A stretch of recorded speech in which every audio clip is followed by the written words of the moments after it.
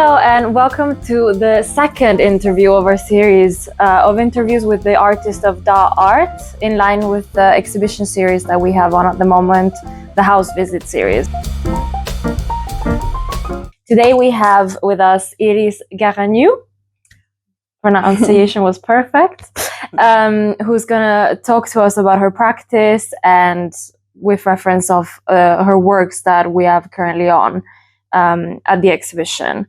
So Iris, I would say we should start with a focus on the colors that you use in your artwork, because it's very crucial, I would say, to your practice as a whole. It's a lot of pinks. Of course, you can tell us more about your choices of colors, but it's very visceral. It's very gut-like. So there's a lot of pinks and those kind of shades. If you want to tell us more about so I'm very influenced by medical imagery and all books with diagrams and anatomical scientific diagrams. So obviously it's very organic and bloody and red, pink, blues. And I always start with kind of sketches on the blank canvas, and it's often red, very vermilion red, very bright.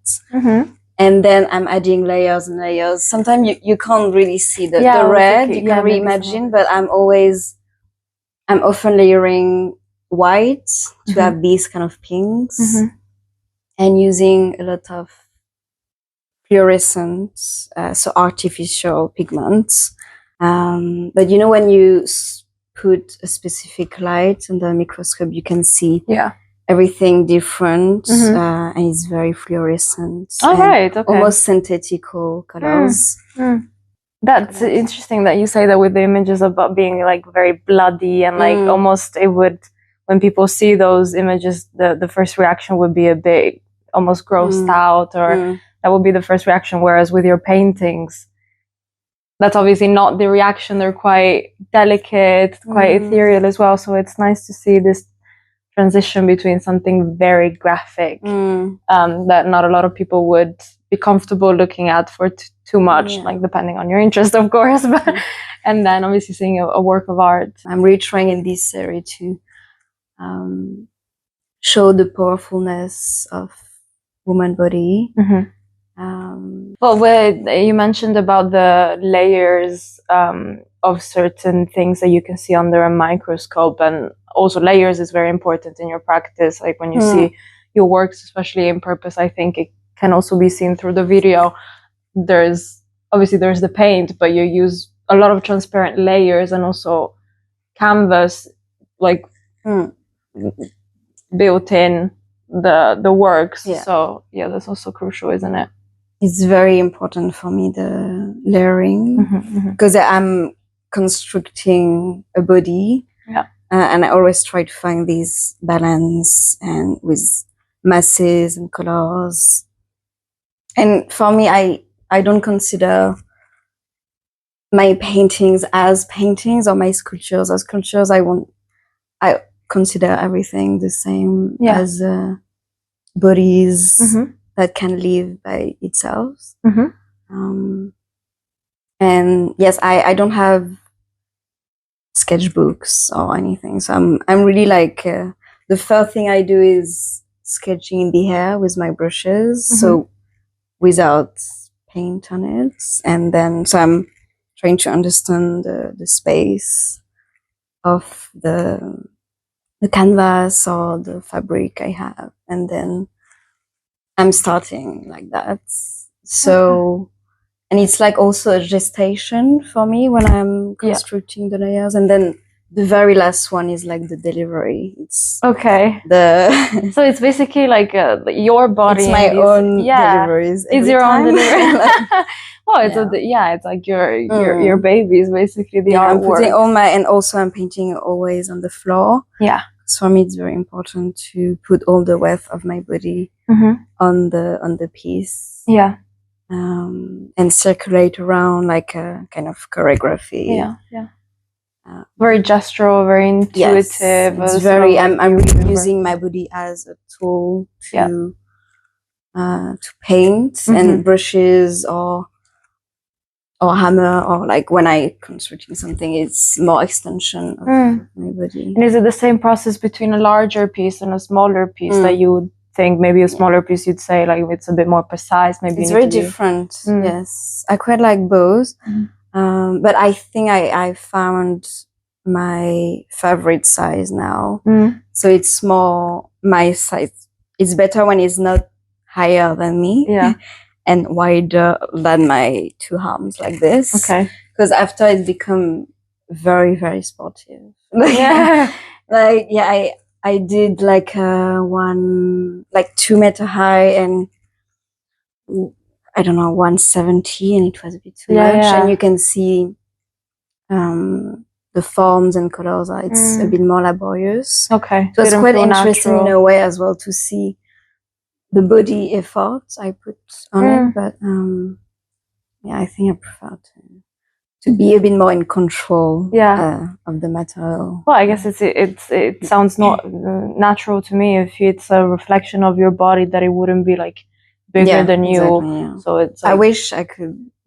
I think I need to find a way how to also assemble different canvases or different sculptures and how to modulate, how to find like diptychs. It's more design thing, but like next body of work. Exactly.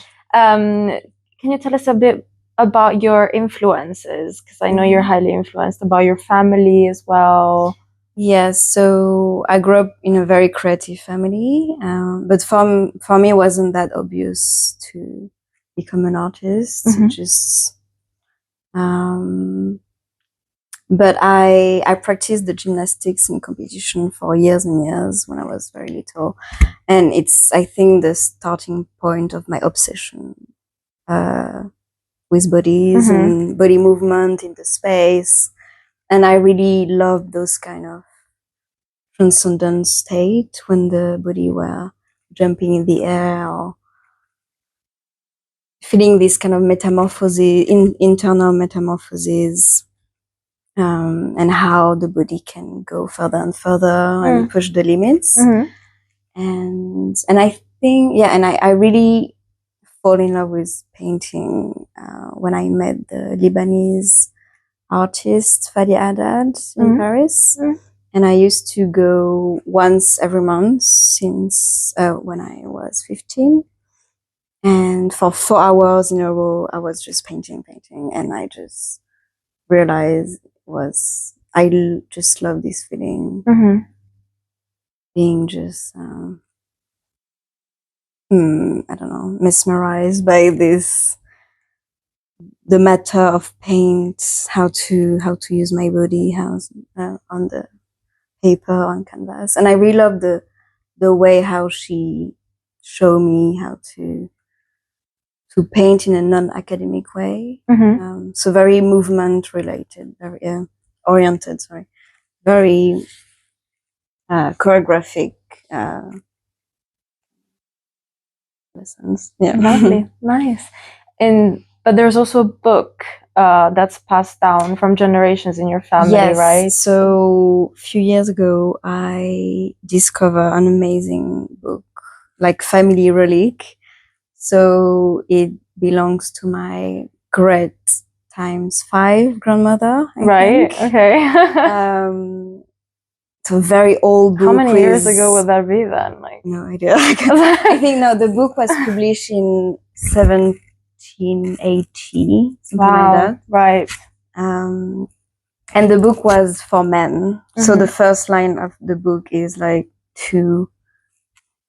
like sirs, like I don't know, like they are addressed to men. Addressed to so men, she was the first generation of women who was able to read this book and practice the midwife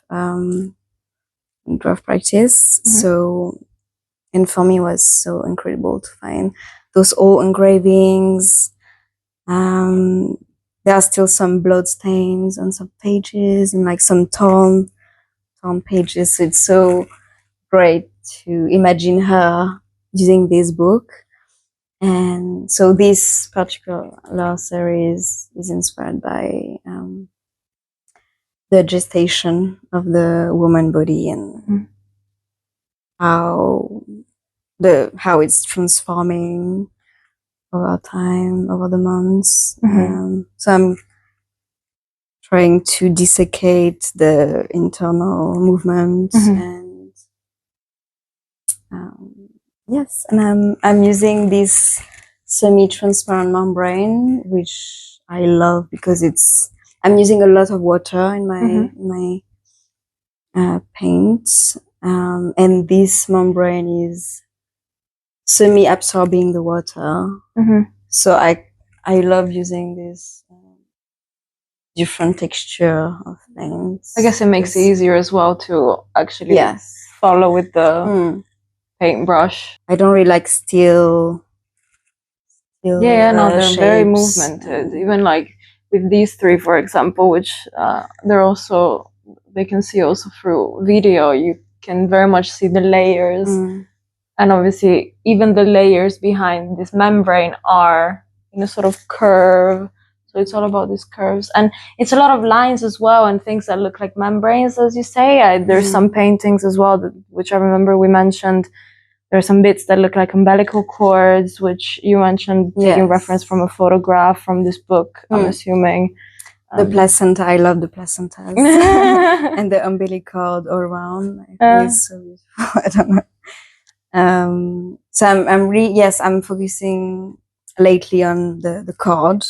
So I'm zooming into this cord, and because there is so many tensions and energy and very tiny chords called like I don't know, it's so interesting.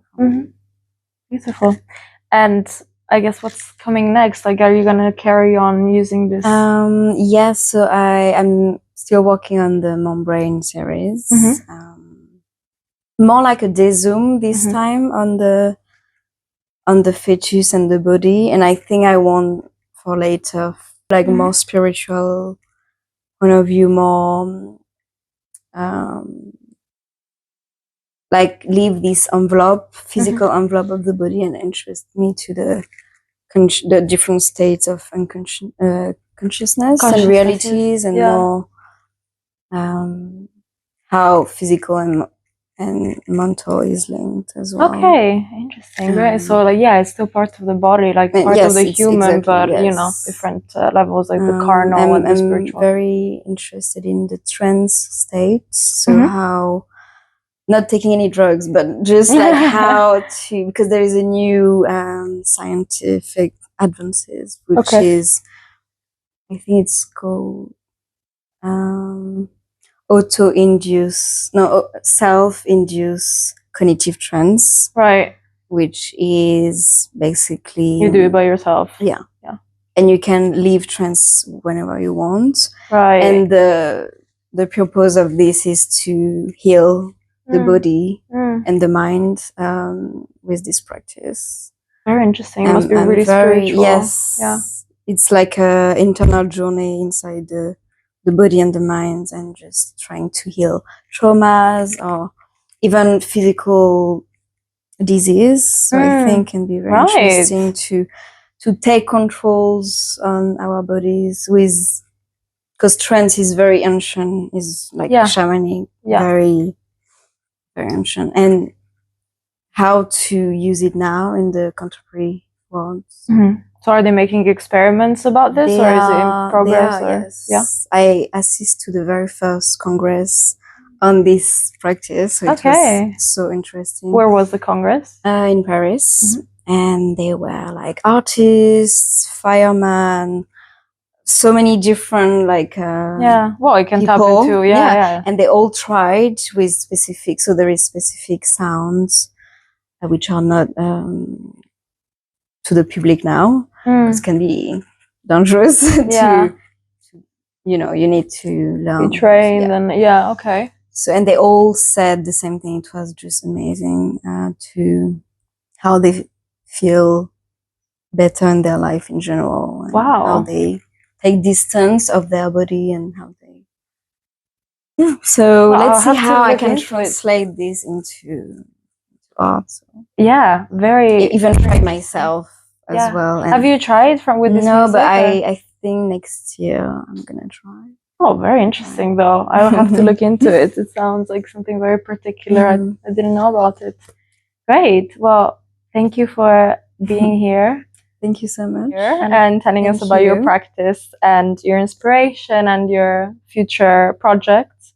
And thank you to everyone for being here and listening to this second interview that we've made.